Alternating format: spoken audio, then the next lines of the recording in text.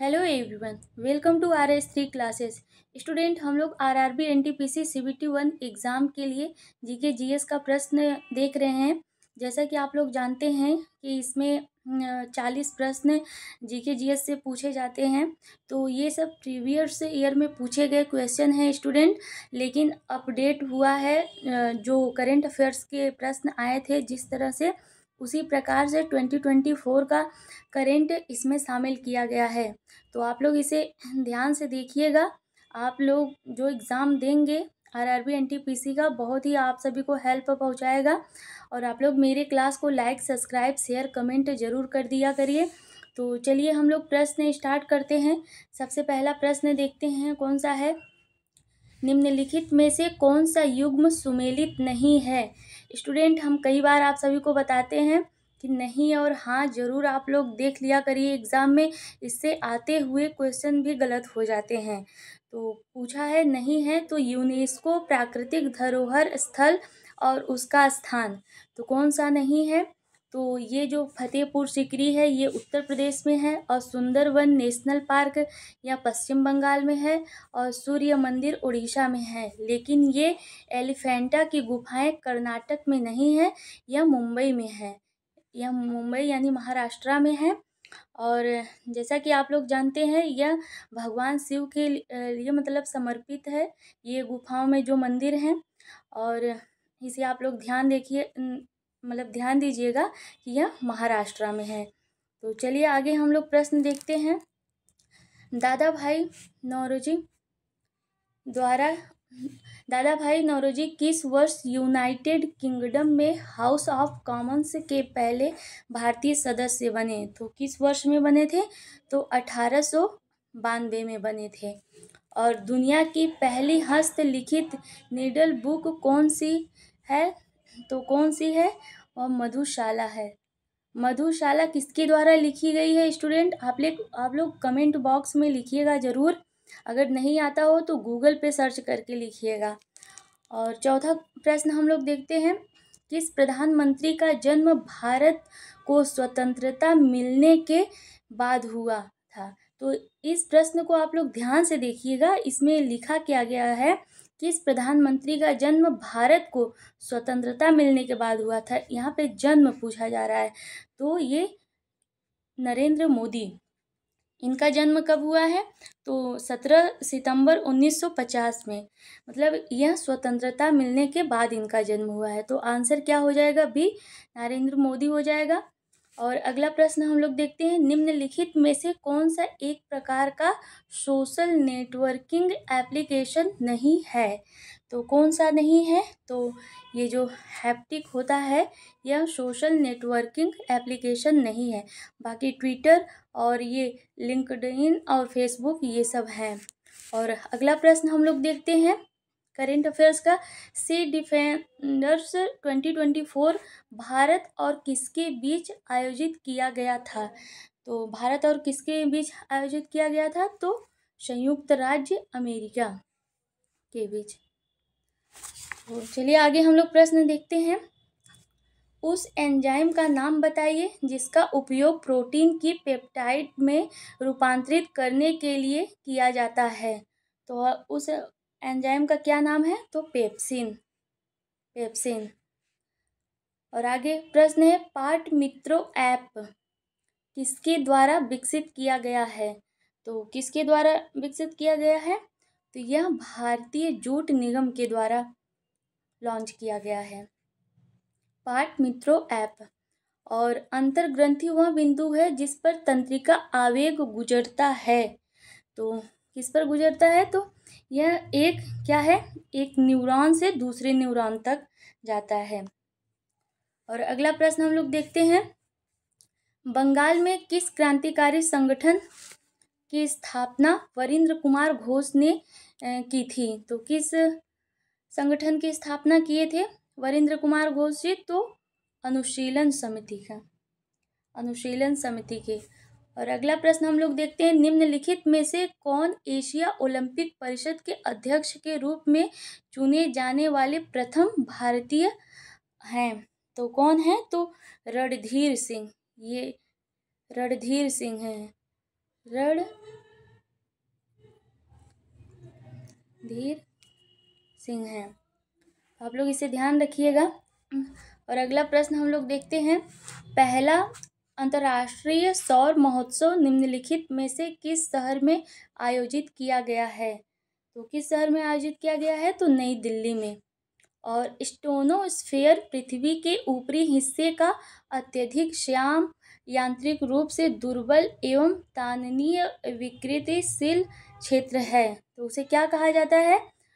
आप सभी को बताना है। तो प्रावरण कहा जाता है। और अगला प्रश्न हम लोग देखते हैं, भारत में सर्वाधिक उपलब्ध एवं सर्वाधिक संघनन रूप से कृषि हेतु प्रयोग की जाने वाली मिट्टी कौन सी है? तो कौन सी है जो भारत में सर्वाधिक उपलब्ध संघनन मिट्टी कृषि के लिए? तो जलोढ़ मिट्टी है, जलोढ़ मिट्टी है। और अगला प्रश्न हम लोग देखते हैं स्टूडेंट, ये थांका चित्रकला है। थांका कभी कभी स्पेलिंग मिस्टेक हो जाती है, तो इसको आप लोग इग्नोर करिएगा। थांका चित्रकला में सूत्र या रेशम से बने कपड़ों का भगवान के चित्र बने होते हैं। तो किस भगवान के चित्र बने होते हैं? तो भगवान बुद्ध के थांका चित्रकला में।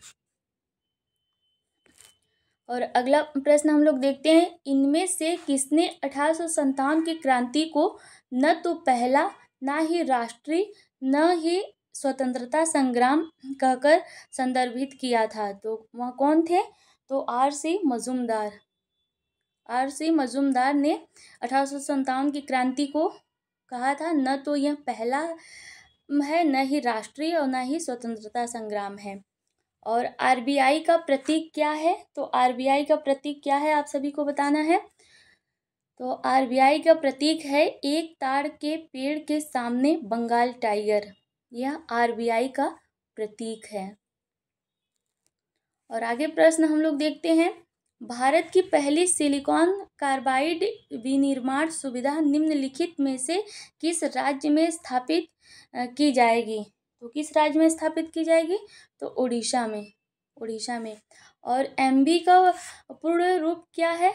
तो एमबी का फुल फॉर्म बताना है, क्या है? मेगाबाइट, एमबी का पूर्ण रूप। कुल्हाटी भाषा में, मतलब इसमें डैश में भरना है, में रहने वाले लोगों द्वारा बोली जाती है। तो किस राज्य द्वारा बोली जाती है कुल्हाटी भाषा? तो महाराष्ट्र के लोगों द्वारा बोली जाती है।